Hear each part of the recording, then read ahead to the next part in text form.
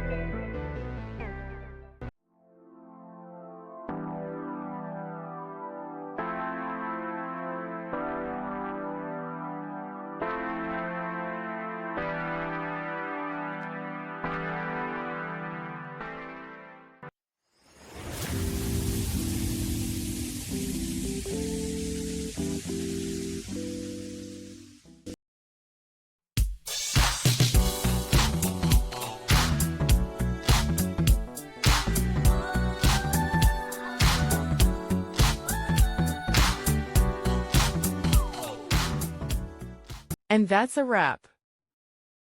I hope you found the answer you were looking for. If you did, take a second to hit that subscribe button. It really helps out. And let me know in the comments which solution worked best for you. See you next time in the debug zone.